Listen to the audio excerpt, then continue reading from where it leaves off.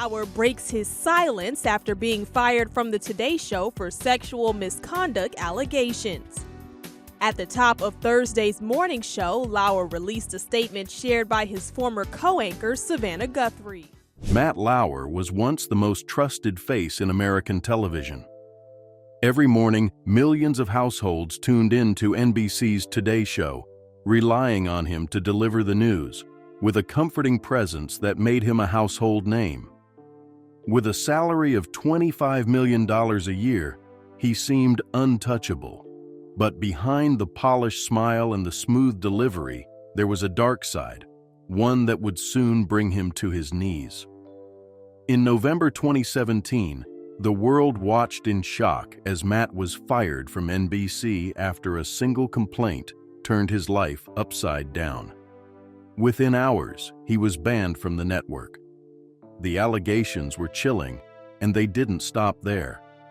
What followed was a chain of events that revealed years of abuse, shocking workplace secrets, and the unraveling of a career that had once seemed indestructible.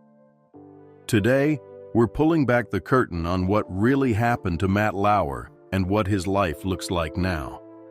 Matt Lauer was born on December 30th, 1957 in New York City, into a world shaped by two contrasting influences.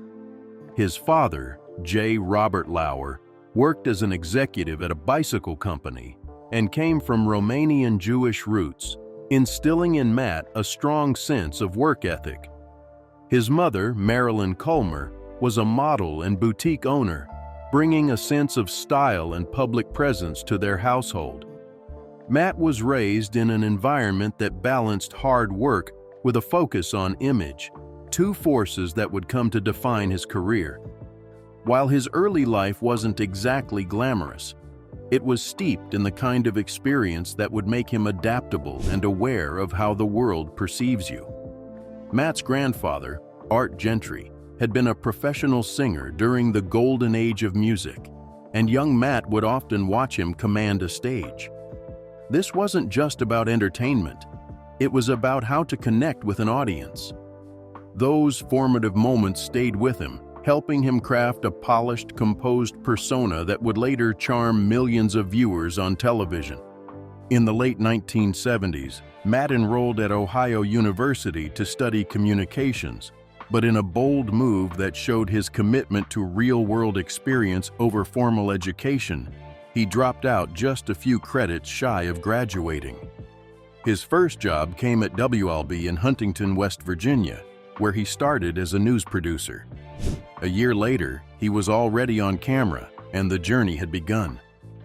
Matt Lauer's career began to pick up real momentum as he ventured into larger markets, but his true breakthrough came when he joined NBC. After several years of working in local TV, he found himself at a crossroads. By 1992, Matt was almost out of money and on the brink of having to bounce a rent check. But then, WNBC gave him a chance, hiring him to co-anchor Today in New York with Jane Hansen. This was his lifeline, and it marked the beginning of his ascent on the national stage. Within a year, Matt's consistent performance paid off when he was promoted to co-anchor Live at 5, one of WNBC's prime spots.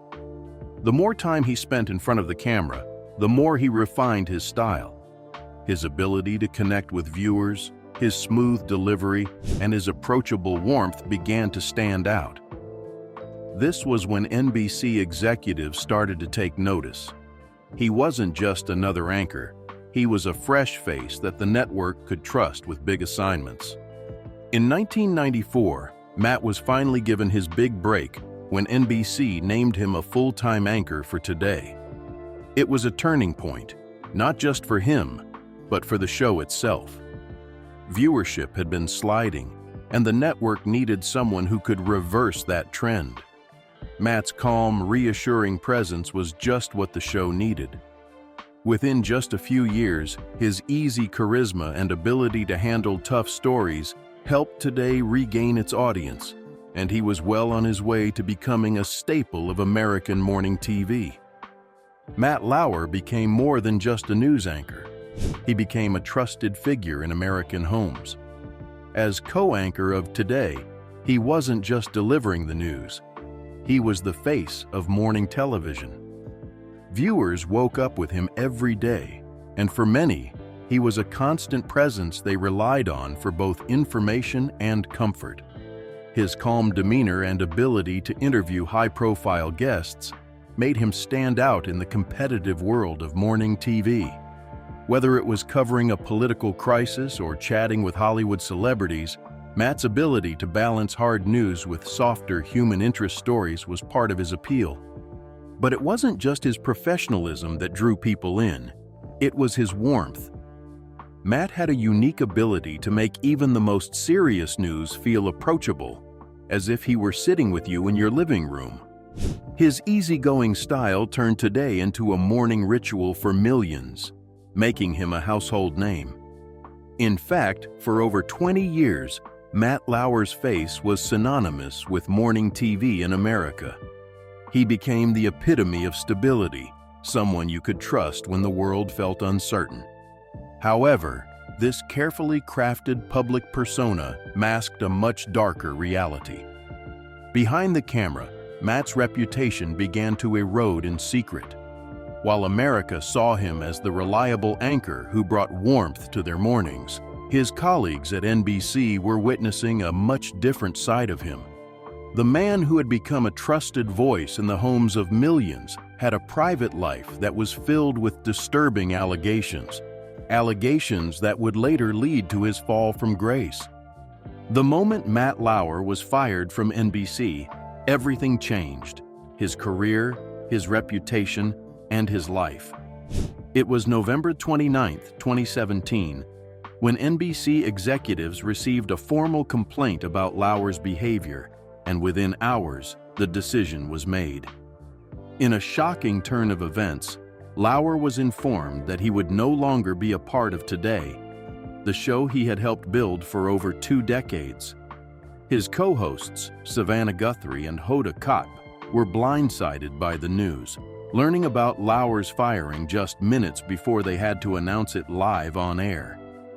The tension and disbelief were evident as they shared the news with the millions of viewers who had come to trust Lauer over the years.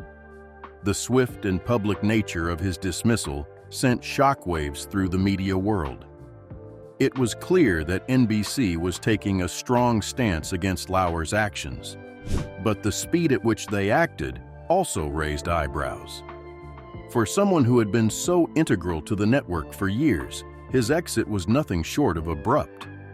The decision to fire him was followed by an immediate and public response. NBC refused to honor the rest of his contract, worth millions of dollars, and cut ties with him entirely. This wasn't just a career setback, it was a public fall from grace. But the fallout didn't stop there. Within 24 hours of his firing, more women came forward, each with their own stories of harassment and misconduct. These accounts were not isolated. They painted a picture of a man who had abused his power and had created a toxic environment for those around him. As the stories accumulated, it became increasingly clear that this wasn't just an isolated incident. It was part of a broader culture of silence and complicity within NBC. The media frenzy that followed Lauer's firing was unlike anything seen before. As more details emerged, details about his behavior, his secret button, and his manipulation of colleagues, the public began to question the integrity of the entire system that had allowed him to operate unchecked for so long. As the media delved deeper into the investigation following Matt Lauer's firing, more disturbing details emerged, painting a horrifying picture of what went on behind the scenes at NBC. One of the most shocking revelations was the discovery of a secret button under Lauer's desk, a button that allowed him to lock his office door from the inside. While NBC initially tried to downplay the purpose of the button, claiming it was a standard security feature, former employees revealed its darker function. Multiple women came forward with stories about how Lauer used this button to trap them in his office, making it impossible for them to escape when he became aggressive or inappropriate. This was not just an isolated incident. As more women spoke out, a clear pattern of harassment emerged. Lauer's abuse of power extended far beyond a single moment or encounter. Former colleagues shared stories of how he gave female employees sex toys as gifts and made inappropriate sexually charged comments to them. He allegedly exposed himself to colleagues and interrogated women about their personal sex lives. If they resisted him, Lauer would punish them, using his position of power to retaliate against those who refused his advances. The chilling accounts of Lauer's actions painted a picture of a man who had manipulated the very system he worked for. NBC's reputation as a trusted news network was now under siege, as it became clear that Lauer's behavior had been allowed to continue for years, largely unchecked. The culture within NBC, one of silence and fear, had protected Lauer for far too long, and many women who had experienced his abuse felt powerless to speak out at the time. These revelations shook the foundation of the media industry and forced NBC to confront uncomfortable truths about its workplace culture, truths that had been buried under the weight of Lauer's fame and influence. The days following Matt Lauer's firing from NBC were a whirlwind of isolation and public scrutiny. The man who had once been a dominant force in American television now found himself living in the shadows. The public's reaction was swift and unforgiving. He had gone from being one of the most trusted faces in the country to being shunned by the very media that had built his career. Friends and colleagues who had once been close to him started to disappear. Those who had maintained regular contact stopped reaching out, leaving Lauer with a sense of abandonment. In a matter of weeks, he went from attending glamorous red carpet events to retreating into a private life, hidden away from the public eye. Lauer's physical retreat mirrored his emotional retreat. The once vibrant figure who used to command attention in front of the camera now struggled with the loneliness and alienation that followed his fall from grace. He retreated to his lavish waterfront estate in the Hamptons, a property he had purchased from actor Richard Gere in 2016 for $36.5 million. This grand mansion, with its 12 bedrooms and 14,000 square feet of space, had once symbolized success. Now, it was his sanctuary from the public eye. But even in the quiet luxury of his home, Matt was haunted by the fallout of his actions. The media's intense focus on his life and the accusations against him followed him like a shadow, and the weight of his past mistakes seemed to crush him.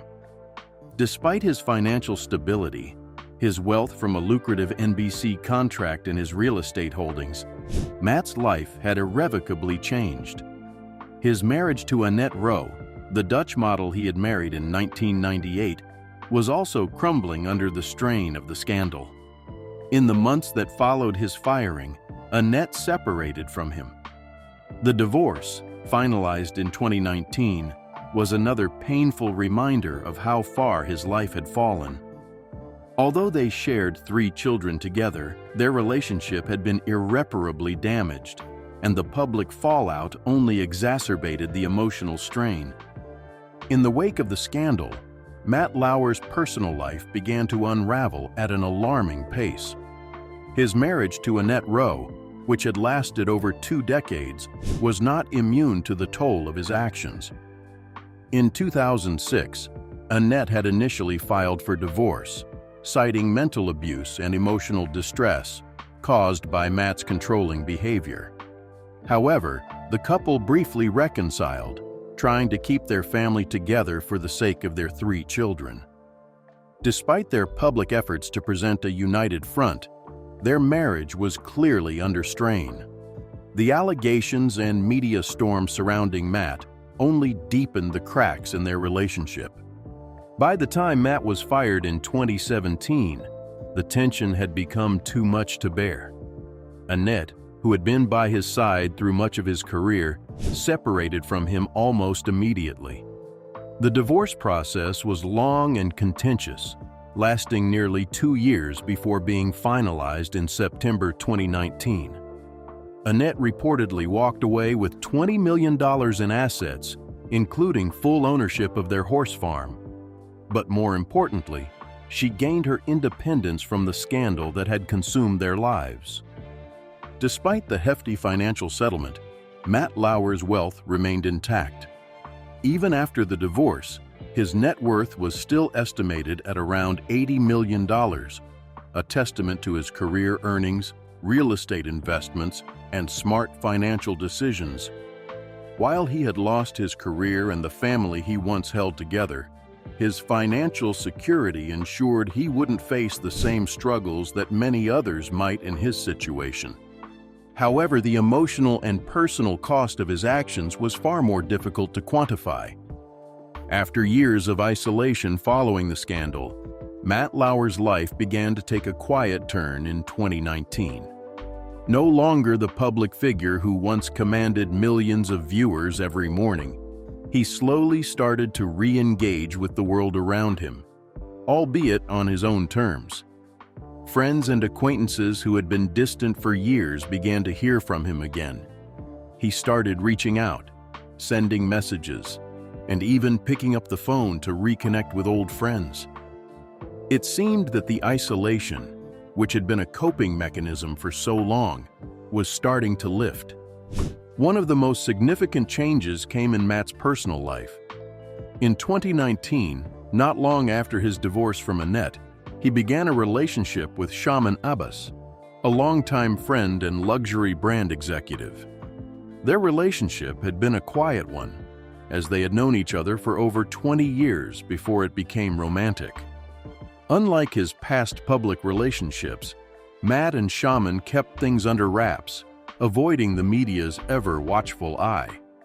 They traveled together, attended events when necessary, and generally maintained a low profile. This partnership, which has lasted for more than 5 years as of 2024, has been described by friends as deeply supportive. It seems that Shaman's presence in Matt's life has offered him the emotional stability and companionship he lacked in his previous years of isolation. As for his relationship with his children, those closest to Matt report that he is more involved than ever. He has focused his efforts on spending time with them, making up for lost years, and enjoying a more grounded, peaceful life. But despite these personal strides, Matt's career in television remains a closed chapter. There is no indication that he will return to the public eye anytime soon.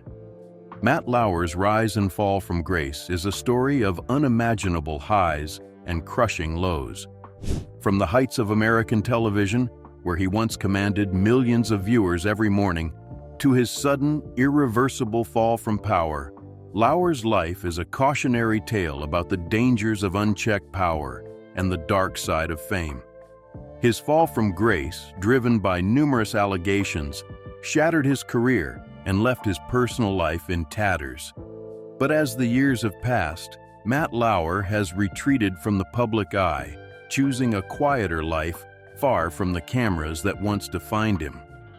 Today, he remains a man haunted by his past, yet trying to rebuild the pieces of his shattered life. His focus now seems to be on his children, his new relationship, and a life free from the spotlight. While the scandal will forever be a part of his story, it's clear that Lauer is no longer the man who once dominated morning television. Whether or not he will ever return to the public eye remains uncertain. But for now, he's learning to navigate a life of quiet reflection, far away from the world that once adored him.